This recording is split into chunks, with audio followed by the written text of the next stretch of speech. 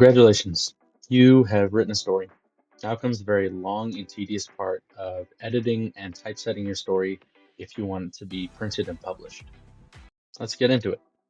So to begin, the application that we're using is called Reedsy, and I think it works really well. Even if you don't do NaNoWriMo, you can write on Reedsy and edit there, and it's really good.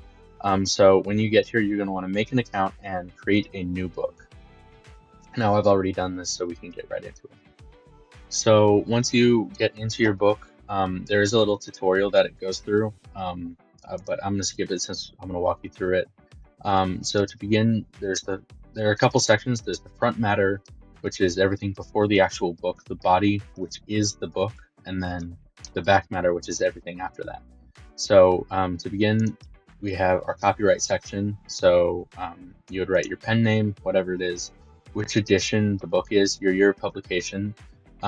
If you're paying for an ISBN, you would put it here.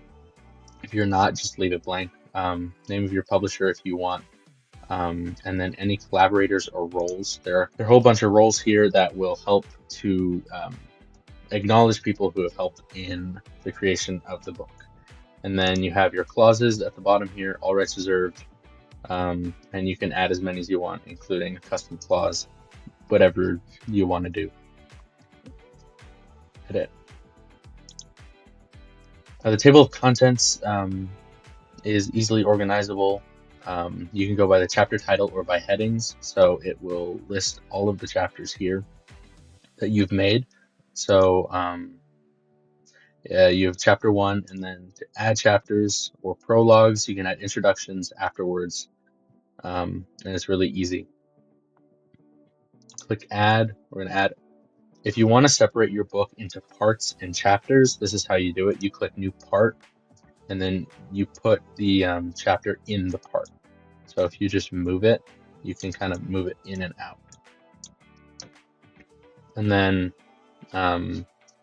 so for parts, you can write a little tiny blurb or whatever you want on the part, and then the chapters, this is where you can write. So put chapter 1, and then you would start typing. And then this is also where you would edit your book for any spell check errors. Spell check is on the side here, and any other grammatical stuff that you want to change. And Reedsy is really nice because it's super user friendly, and it's just super easy to write and organize stuff on Reedsy, being ready to ship it out and print. So when you're done writing and editing, it's time to typeset and get a PDF of your book. So when you're finished with Reedsy, you go out to your settings and you go to exports. And Reedsy is really nice because it exports a print ready PDF for your book. And so you click print ready PDF, and then you can edit your book cover if you have one. If not, you just make one. You can hide chapter numbers, and then this setting allows the first letter of each chapter to be a big letter. And then trim sizes. Generally the standard is 5x8, but you can do bigger or smaller books. And then your template, so your font for the entire book, what you want it to be in. I generally use a classic because it looks like a fantasy font, and I mostly write fantasy novels. But there are other ones that look pretty good. And then once you're ready, you've selected all your settings, you click export book, and it will download it for you. Once you click export book, it will let your device download a zip file which has the print ready PDF and then a PDF that is formatted but not print ready in it, so that you can look at it and see what it looks like. This is what the zip file looks like. So we've got our standard print ready PDF and then our standard PDF. So our standard PDF has the cover on it, and it looks really nice. This is the book that I published last year, all typeset, and we've got our table of contents with everybody's stuff for the forward, and it looks really nice. This is how it will look in ebook form.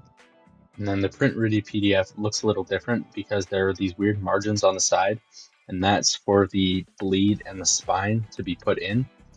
Otherwise, it's the same. It also doesn't have a cover, but the print ready PDF has these weird margins. Okay, and that's it. Once you've finished downloading and editing and having all your stuff done, then you move on to what I've used is Barnes & Noble Press, and it works really well. So we'll move there next to finish printing and publishing your book.